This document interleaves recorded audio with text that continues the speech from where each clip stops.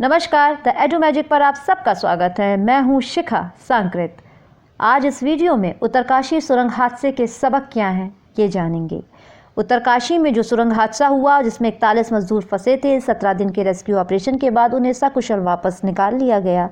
लेकिन इस हादसे के कारक क्या थे, उनके पीछे कारण क्या था और इस हादसे का सबक क्या निकलेगा, क्या ऐसे हादसों की पुनरावृत्ति ना हो, इस पर विचार किया जाएगा। आज इस वीडियो में इन सभी बिंदुओं पर हम सब चर्चा करेंगे। चलिए शुरू करते हैं। अब उत्तरकाशी में ये सुरंग का हादसा हुआ कैसे। देखिए, 12 नवंबर 2023 को 41 मजदूर इस सुरंग में गए थे। ये सुरंग सिलक्यारा से बरकोट के बीच में बन रही है, 4.5 किलोमीटर लंबी है और ये सुरंग भारत सरकार की बहुत महत्वाकांक्षी परियोजना चारधाम महामार्ग परियोजना का ही एक भाग है। इसी के अंतर्गत इस सुरंग का निर्माण हो रहा है। तो जब गए मजदूर इसके अंदर सुधार कार्य हेतु, तो वहाँ पर कुछ मलबा गिरा जिससे सुरंग का रास्ता बंद हो गया। सुरंग का जिस रास्ते से इनको वापस आना था वो रास्ता बंद हो गया। इसके बाद मजदूर वहीं फंस गए। उसके बाद एक ऑपरेशन चलाया गया, मिशन ज़िंदगी, जिसके अंतर्गत इन्हें बचाया गया।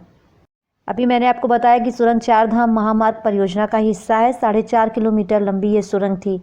इससे गंगोत्री से यमुनोत्री का जो रास्ता है वो 5 मिनट में तय हो जाएगा। सुरंग चारधाम महामार्ग परियोजना का हिस्सा है जो 889 किलोमीटर लंबी परियोजना है। ये परियोजना बद्रीनाथ, केदारनाथ, गंगोत्री और यमुनोत्री के बीच में कनेक्टिविटी को आसान करने के लिए बनाई गई है।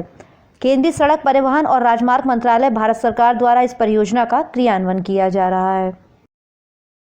वो कारक कौन कौन से हैं, उन कारकों पर भी विचार करना चाहिए जिसके कारण ये हादसा हुआ।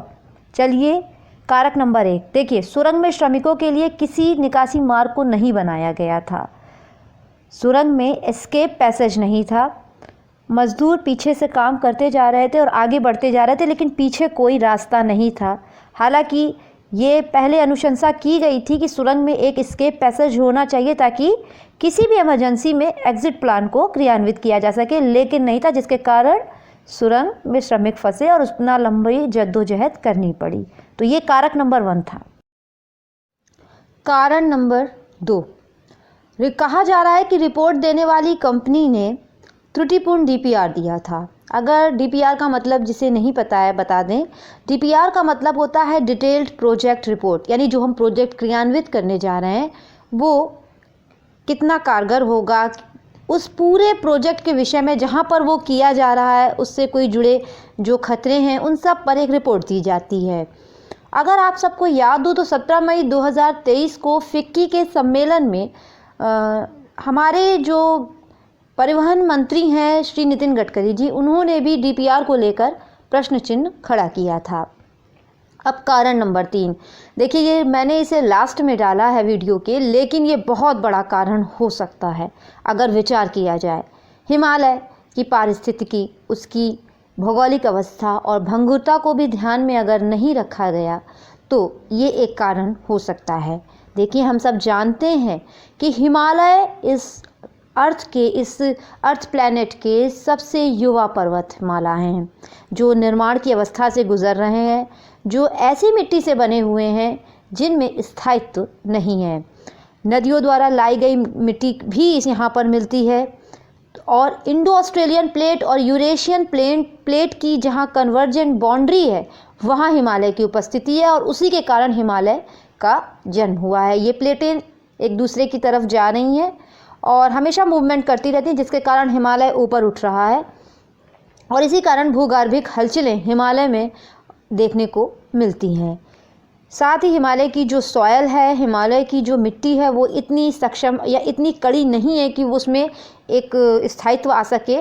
वो लूज़ सॉयल है।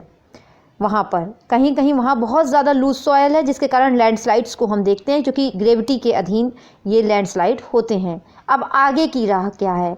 अविलंब इस क्षेत्र में सभी बुनियादी ढांचों की समीक्षा हो, यानी कि सुरक्षा ऑडिट हो। देखा जाए कि हिमालय क्षेत्र, देखिए, इकोलॉजिकली बहुत वल्नरेबल है या इको सेंसिटिव जोन है, तो इसे यहाँ पर हम प्लेन्स की तरह निर्माण यहाँ पर नहीं हो सकता है। तो इसकी समीक्षा ज़रूर होनी चाहिए।